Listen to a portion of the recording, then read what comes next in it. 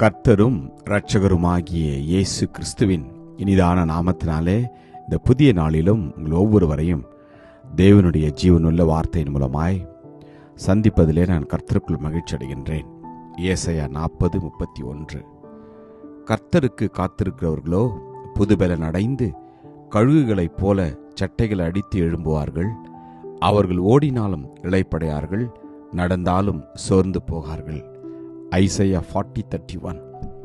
But those who wait on the Lord shall renew their strength. They shall mount up with wings like eagles. They shall run and not be weary. They shall walk and not faint. Amen. கர்த்தருடைய நாமம் மகிமைப்படுவதாக. காத்திருக்கிறவர்கள் புதுபலனை பெற்றுக்கொள்வார்கள். இந்த நாளிலும் நீங்கள் அநேக காரியங்களுக்காய் பல வருடங்களாய் காத்து கொண்டிருக்கலாம்.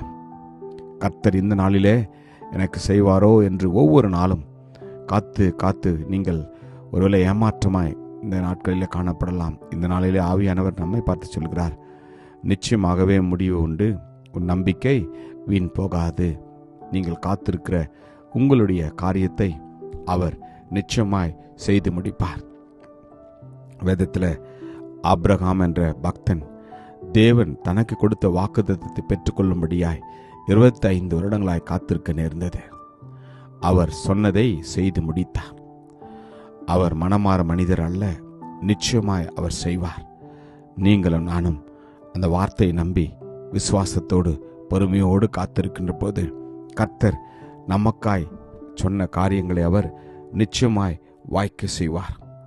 ஒவ்வொருவருடைய வாழ்க்கையிலும் அவர் இவ்விதமான காத்திருக்கிற நாட்களை, நேரங்களை, வருடங்களை அவர் கொடுப்பதற்கு ஒரே ஒரு காரணம், நீங்களும் நானும் அவர் இன்னும் நேசிக்கும்படியாகவும், இன்னும் அவரிடத்தில் உறவாடும்படியாகவும், இன்னும் அவரை கிட்டி சேரும்படியாகவும் தான் அவர் செய்கிறார். வேதத்தில் அநேக விதமான அற்புதங்களை கர்த்தர் எழுதி வைத்திருக்கிறார். முக்கியமாக வருடங்களை குறித்து எழுதி வைத்திருக்கிறார். 12 வருடமான பெரும்பாடுள்ள ஸ்திரீ கர்த்தருடைய வஸ்திரத்தின் ஓரத்தை தொட்டு கர்த்தர் சுகத்தை கொடுத்தார்.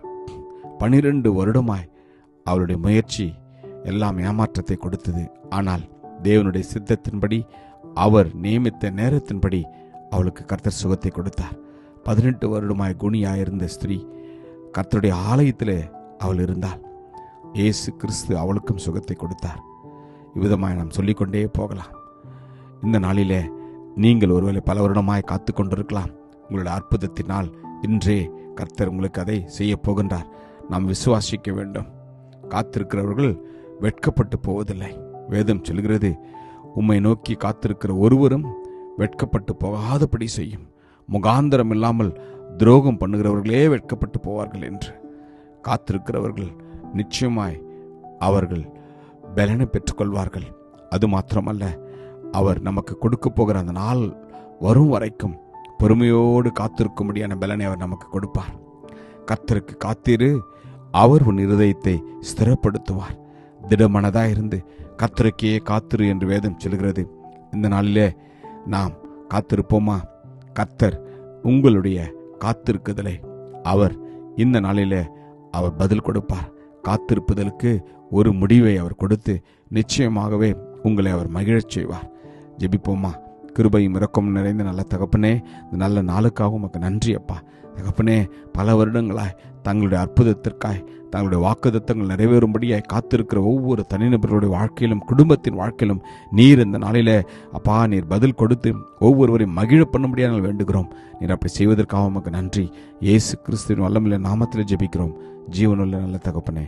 ஆமேன். God bless you. Jesus loves you. Amen.